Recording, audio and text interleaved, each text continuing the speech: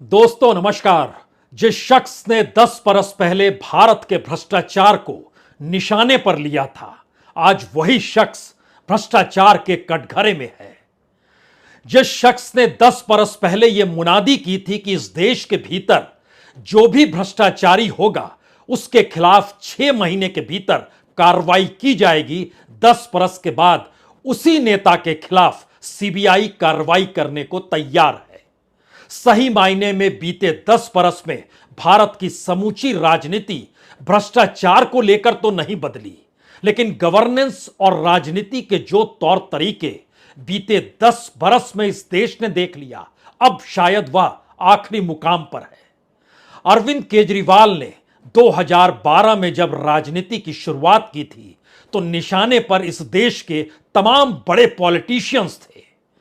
उसमें इस देश में सत्ता चलाने वाले भी थे, विपक्ष की राजनीति करते हुए बीजेपी के नेता भी थे। यानी क्या कांग्रेस और क्या बीजेपी, बकायदा नेताओं के नाम आवाज देकर मंच से बोले जाते थे और उसके बाद लिस्ट सुनाई जाती थी। उस फेरिस्त में इस देश की जनता तालियां बजलाती थी। उसे यह महसूस होता था इस देश के भीतर में करप्शन अब तो खत्म होगा। लेकिन 10 बरस के बाद देखिए किस तरीके से चक्का घूमा और राजनीतिक सियासत को साधते हुए मौजूदा राजनीतिक सत्ता ने ही अरविंद केजरीवाल को करप्शन के कटघरे में लाकर खड़ा कर दिया।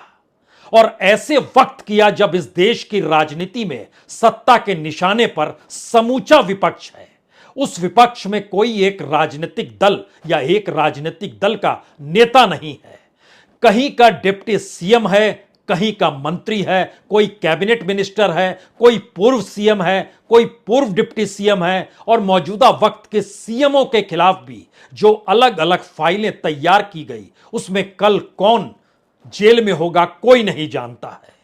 तो क्या अरविंद केजरीवाल और उसकी आम आदमी पार्टी ने इस दौर में अपनी जो ताकत दिखाई राजनीतिक तौर पर, वह भी गुजरात में घुसकर, यानी जिस गुजरात के भीतर इससे पहले के चुनाव में महज 29,000 वोट मिले थे, उसी पॉलिटिकल पार्टी को पिछले बरस गुजरात के भीतर जब 41 लाख से ज्यादा वोट मिल गए, तो सवाल क्या बड़ा हो गया? क्या वाकई अरविंद केजरीवाल ने इस देश की राजनीति के भीतर दिल्ली से जो एक शिक्षा और स्वास्थ्य का मॉडल खड़ा किया, उसने पारंपरिक राजनीति की चूल्हें हिला दी?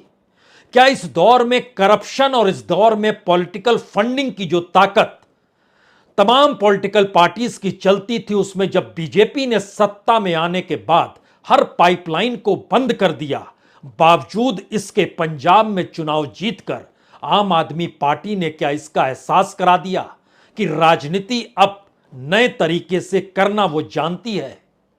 क्या यही वो परिस्थिति है जिसने कटघरे में लाकर अरविंद केजरीवाल को खड़ा कर दिया है?